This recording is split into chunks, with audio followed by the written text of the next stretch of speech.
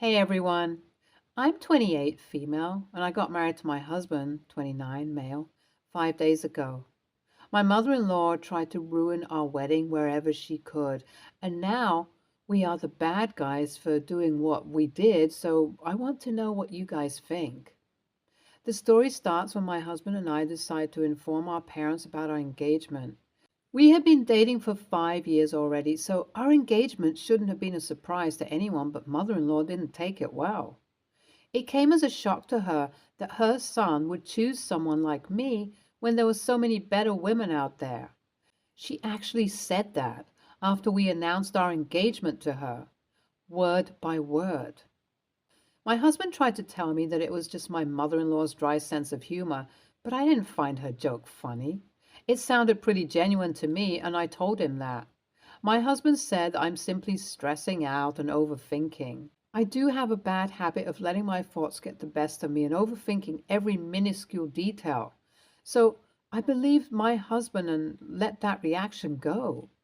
But my initial thought of mother-in-law not wanting me to be her daughter-in-law solidified when I called her to include her in the wedding planning. She said, and I am quoting her here, "You weren't kidding. You two are really getting married."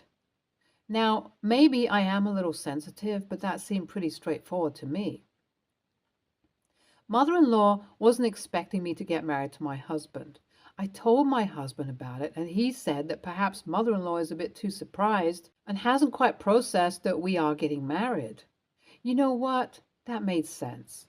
I let that comment slide too, but in the back of my mind, I had this strong feeling that she did not want me to be with my husband. But until she said anything outright, my husband wasn't going to believe me, and I didn't want to go off on a hunch. I tried to be polite and include her in the wedding planning as much as I could because I didn't want to be rude. I felt like I was trying to be friends with someone who hated my guts, but wasn't open about it. Wedding plannings are quite stressful, and having this strange Cold War with mother-in-law made it worse for my mental health. Whenever I have a bad mental health day, I start binge eating. I'm not proud of that, but it is my coping mechanism, and I am working on not reverting to it. With how stressful everything was, I had been looking for comfort in the bottom of the ice cream pints a little too often. I'm not proud of it, but that is how I did everything. That led to me feeling even worse because I could almost see myself swelling up. When I measured myself, I had gained about 2 pounds, but on my body, it looked like I had gained 10. The wedding was still 5 weeks away, so I knew I had time to lose the weight and get in my best shape if I wanted it. While I was struggling with my body issues, time was escaping me. So my mother decided to take charge and book an appointment for dress shopping at this boutique, which was owned by her friend. I wish I could say I was excited, but I wasn't. I felt ugly, but I still went to the boutique. The dresses they showed me were beautiful, no doubt, but I didn't feel beautiful in them. They put the dress on me and took me out to meet everyone, and I just felt ugly even though everyone was saying how radiant I looked. Well, everyone except my mother-in-law. The first thing mother-in-law did when she saw me was comment on my weight. She said how big I looked and how difficult it would be for me to find the right dress in this boutique because she doubts they carry bigger sizes. Every time I stepped out with a new dress on, my eyes would automatically drift to mother-in-law, who looked completely unimpressed by the dress. She succeeded in making me feel worse without even trying, and I felt so terrible for letting her get to me like that. After trying on 5 dresses and feeling like garbage, I broke down in the dressing room. The ladies who were helping me with the dresses were the only ones who saw me. When they asked me why I was crying, I explained how I felt ugly no matter which dress because of my tummy. That was when one of the ladies gave me a dress. It was this off-shoulder dress that was body-fitting until my underbust, and then it was like a lace gown. When I wore the dress, I felt amazing. I felt pretty. I told them that this would be my dress, and I would come back before my wedding to get the fittings done right because I'll try and lose weight. They agreed and booked the dress for me. They asked if I would like to show it to the family, but I didn't want to. I knew if I went out, I would only notice how mother-in-law would be looking at me and I'd feel bad. I didn't want to feel that way. So no one in my family knew about my dress at all. When I stepped out, I told them that I booked the last dress I saw and it was perfect. Everybody assumed I was talking about the last dress I modeled for them, and I didn't want to correct them. Mother-in-law inevitably commented on how I would have to lose a few pounds to look the part when I'm in the dress, and while the words hurt, I was glad that I didn't show my dress to her. Now, fast forward to a day before my wedding. I had been working out consistently and I had already gone to the boutique to get everything fitted. My dress fitted me perfectly. As our wedding was going to be at this hotel we had booked, we were all staying there. My dress was in this room with all the bridesmaids' dresses. My mother-in-law, over the past 5 weeks, has made sure to remind me every step of the way that she does not support our marriage and she doesn't want to be a part of this. She wants my husband to marry anyone else except me.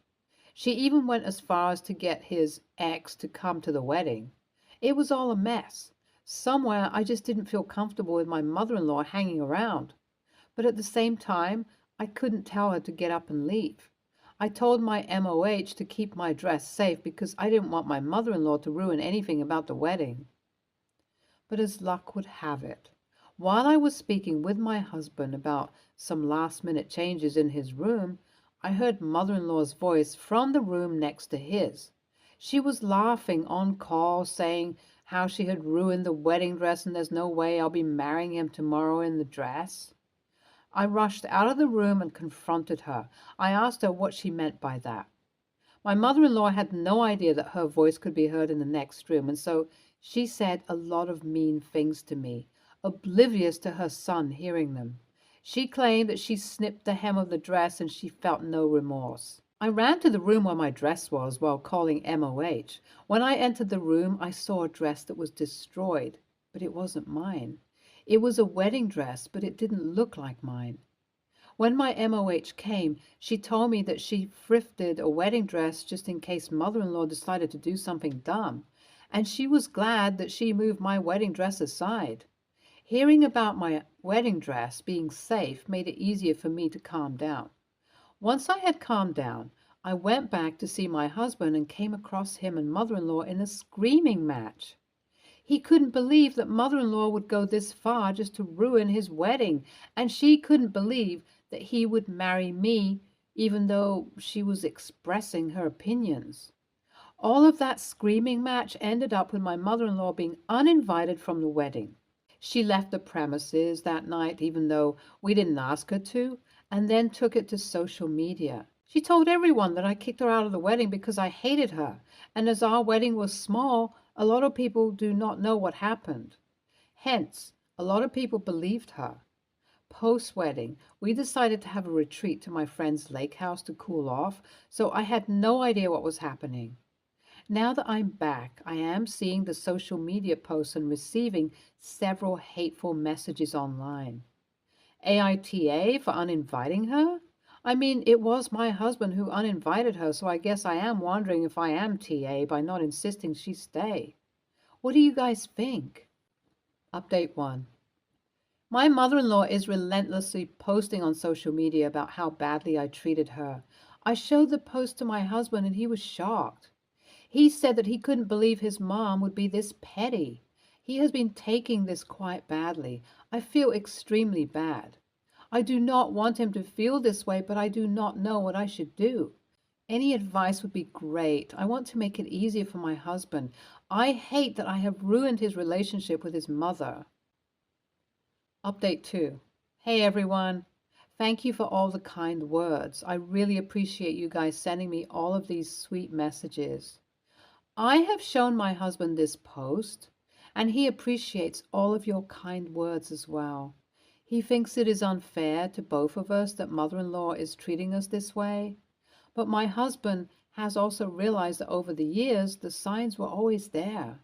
He feels extremely guilty for ignoring me every time I told him mother-in-law's words. So we are currently working on that. We're both trying to deal with our issues, and as far as my mother-in-law is concerned, we have been ignoring her. Update 3. Hey everyone. It's been about 3 months since I last updated this post, and I am sorry for being a little late at updating. As far as the situation is considered between us, we are doing better. We have been talking and communicating about our issues with him not believing in me. As far as mother-in-law is concerned, she came over a few days ago and tried to insult me in front of my husband. I'm saying she tried because when she started to blame me for making my husband unhappy, my husband fired back and told her to leave.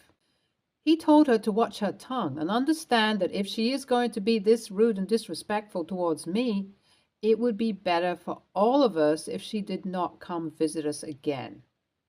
Mother-in-law did not take it very seriously until my husband insisted he was being serious. He also asked her to take down everything she had posted about us and our wedding. My husband threatened mother-in-law that he will go no contact with her, and that seemed to work. Since then, my mother-in-law has taken down all the posts she's made about us, which is good in my opinion, so I consider it a win. Thank you for every kind of message you guys have sent me so far. I really appreciate that.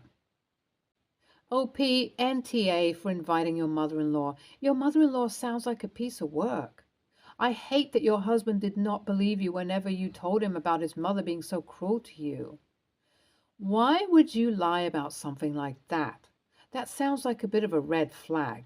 Perhaps you two should work on that together. As far as mother-in-law is concerned, you should ignore her as much as you can. OP, don't believe anyone who thinks you're TA. You are NTA for inviting your mother-in-law. Your mother-in-law sounds like a terrible human being. Who in their right mind tries to ruin their son's wedding? She should respect her son's decision of loving you and wanting to marry you even if she doesn't like you because he chose you. Next story. My fiance Joe and I both come from large families. I'm the youngest of 5 and he's the second youngest of 8. I have 2 nieces and 4 nephews on my side and 10 nieces and 4 nephews on his side. His oldest sister had 3 girls, Ava, 10, Ellie, 4, Lily, 17 months. She wasn't capable of being a good mom to them, so we've had them for the past 8 months. The girls started calling us mommy and daddy within a month, and we're looking into making this permanent. Joe and I are getting married in June. We decided to have a small, semi-formal wedding with just our close friends and immediate families. We don't need 12 flower girls and 8 ring bearers, so we decided that only the nieces that live with us will be part of the wedding. Ava's going to be the flower girl, and Ellie and Lily are going to be the ring bearers. We're also taking them to get their hair and nails. Ava and Ellie will get their nails done. I'm also going to let Ava get her makeup done. When we said we weren't going to have our nieces and nephews in the wedding because there's too many of them, our siblings assumed our kids also weren't going to be in the wedding. We've been getting offers from siblings to watch the kids before and during the wedding, and we said that wouldn't be necessary. They're in the wedding and I'm taking them with me to get ready. Word got around to the siblings, and most of them are mad at me for favoring one set of nieces over the others. I said we have a different relationship with our girls and that we're even looking into adopting them, but they're saying they can't tell their kids that their cousins are in the wedding and they're not because I don't love them as much. They've been wearing Joe down, and he's mentioned telling the girls that we can't have any flower girls or ring bearers because it'll make their cousins upset. But they're really looking forward to the wedding, and I don't want to make them upset or let them think their cousins' feelings are more important than theirs. AITA for only having our girls at the wedding? NTA, your siblings sound entitled and exhausting. You don't need to explain it any more than you already have. Your nieces live with you. They're in your wedding. Your other nieces and nephews are welcome at the wedding, but the wedding party is set, and they are not a part of the wedding party, period. All the siblings are AHs. Being that these kids will hopefully permanently be your children one day, this is perfectly acceptable in every way. You will have those memories to look back on one day as a family of 5. Don't relent and tell the other siblings that their kids need to realize that the world doesn't revolve around them. What happens when the other kids get upset that you're adopting those 3 girls and not them? Are you going to have to change that too to make them happy? It's not the same relationship to compare. They will never be equal to the others because those are your kids that you're raising. NTA, and don't give in. NTA, it's your wedding and those are your kids. They should be there, and it wouldn't be weird if your kids are the only kids attending. If you decide that kids are allowed and you're inviting all your nieces and nephews, it wouldn't be a bad idea to have them involved. Maybe plan a day, order pizza and ice cream, and have all the kids help out with DIY wedding decor, like making paper cranes or putting together wedding favors. Next story. My in-laws are big travelers, and they usually generously bring back a food-themed souvenir for me and my wife from wherever they visit. They've brought back spiced mustard from Austria, mini bottles of maple syrup from Vermont, and Kona coffee from Hawaii. But they then help themselves to the gift when they come over, which is every week. Of the 4 small tubes of different spiced mustards, my father-in-law ate about 60% of it, including finishing them. He never asked if he could have any. He just helped himself. I like to savor gifts like that since I don't know if I'll ever visit the place the food is from. I was raised to never take the last of something unless I asked my parents or they brought it in just for me. One morning I came downstairs to find my in-laws using up the last of the maple syrup from Vermont on theirs and my 3-year-old pancakes. The bottles were of different types of syrup and were only a couple of ounces each. We had a regular jug of maple syrup right next to the sample pack. When I incredulously said, "Why are you using that maple syrup?" my mother-in-law replied, "You've had the syrups for months." I said, "I didn't realize the gift had an expiration date." I love coffee and either roast my own beans or buy pricier bags from local roasters. When they got me Kona coffee, half-pound bag, my mother-in-law, who usually drinks Folgers out of a Keurig, asked me to make her some. I did, but was extremely irritated that she would even ask, given that there are limited cups in a half-pound bag. If I was a Boone's Farm wine drinker, I wouldn't give someone $100 bottle of wine and ask for a glass. Edit. Additional context information. They are over 1 night a week to watch our daughter. We sent her to daycare for 3 days, but the grandparents, both my parents and my in-laws, requested that they are able to spend 1 day each with her. They bring some of their own food. My father-in-law has his own Gatorade and beer in our fridge. I never eat their food as there is usually a small amount of finite quantity. AITA? NAH. I think this just comes down to different mindsets. If someone gave me an expensive bottle of wine, I'd feel like an a-hole not offering them a glass.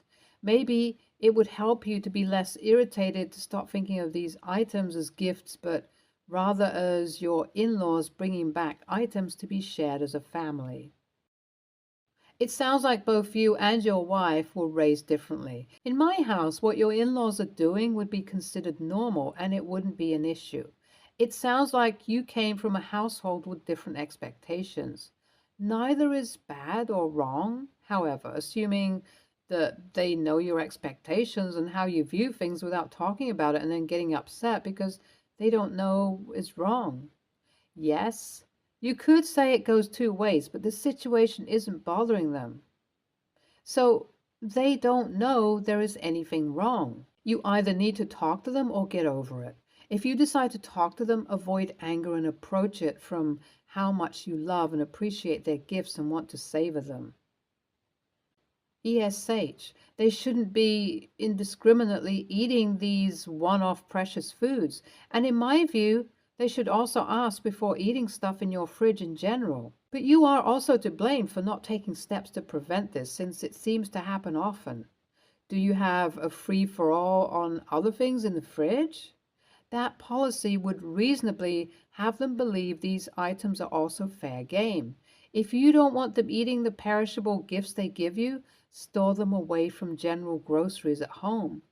I keep my top flight ingredients in a special place away from my partner and my roommates when I had them.